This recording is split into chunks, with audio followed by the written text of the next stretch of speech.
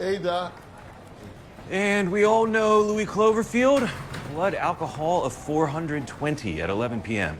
I've been cutting back. How is he still breathing? That's a lethal dose for you and me. That's happy hour for Louis. Sobered up, had 2 rounds of lorazepam. Hold out your hands for me, Louis. Another 2 lorazepam. On it. And a script for Librium. It's good to see you, Louis. Alcohol withdrawal. Probably up there as one of the most common conditions that come through the ED, at least in my hospital.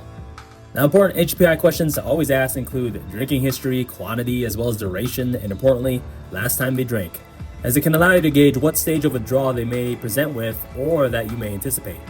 Always good to ask about anxiety, insomnia, tremors, headaches, sweatings, nausea, vomiting, history of seizures, auditory or visual hallucinations, as these questions can help you calculate a CWAS score for your patient to help guide management, but more on that later. By definition, alcohol withdrawal is a transient excitatory state caused by a sudden cessation of or decrease in alcohol consumption, usually after a prolonged period of heavy drinking. The stages and signs and symptoms can be grouped by time period of the last time they drank. However, note that this is not a hard and set fast rule for everyone, and they can all present differently. Presentations may always vary. But in general, uncomplicated withdrawal syndromes, which include autonomic symptoms including palpitations, sweating, anxiety, insomnia, tremors, headaches, tends to occur anywhere between 6 to 24 hours after cessation. Seizures can occur 8 to 48 hours, hallucinosis can occur anywhere between 12 to 24 hours, and most lethal is delirium tremens, which is defined as persistent alteration of consciousness and sympathetic hyperactivity and occurs around the 72 to 96 hour mark. Aside from basic labs, always good to get LFTs, which can show AST often greater than ALT in the classic 2-to-1 ratio that we were taught in med school. Getting an INR and albumin to screen for liver cirrhosis is also a good idea.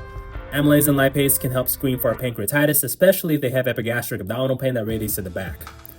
Now, blood alcohol content and ethanol levels, which is illustrated here in the scene in the Pitt, can show that patients who are naive versus chronic users can have different tolerance. Coma and life-threatening features may occur at greater than 250 micrograms per deciliter in non-tolerant individuals, whereas chronic alcohol users may appear less impaired at higher BAC levels due to intolerance. So mild BAC levels are often less than 100 micrograms per deciliter, and usually that presents with disinhibition, impaired judgment, mild ataxia. Moderate levels are 100 to 300, which can present with slurred speech, worsening ataxia, memory loss, or vomiting. Severe is greater than 300, which can cause profound sedation, dysarthria, incontinence. Life-threatening is if you have 400 or more, and that could present with hypothermia, hypotension, coma, respiratory depression, and greater than 600 is often fatal. Now, management of alcohol withdrawal mostly involves benzos, as they help restore inhibitory GABA tone since withdrawal from alcohol causes too much brain excitation, due to less GABA inhibition and excessive glutamate excitation. We often use oxazepam or lorazepam, especially in the elderly greater than 50 years old or those with liver failure with an INR greater than 1.2, because hepatic dysfunction does not have a strong effect on these drugs' metabolism.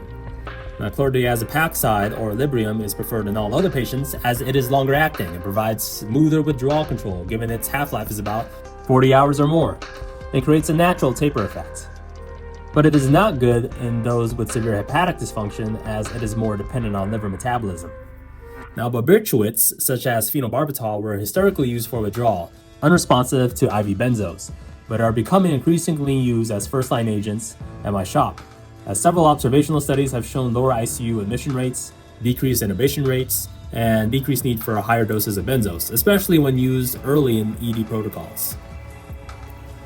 Other things to consider for management include fluids, multivitamins, folate, as patients with chronic alcohol use may develop hyperhomocystinemia because of folate deficiency, electrolyte repletion if needed, and thiamine supplementation.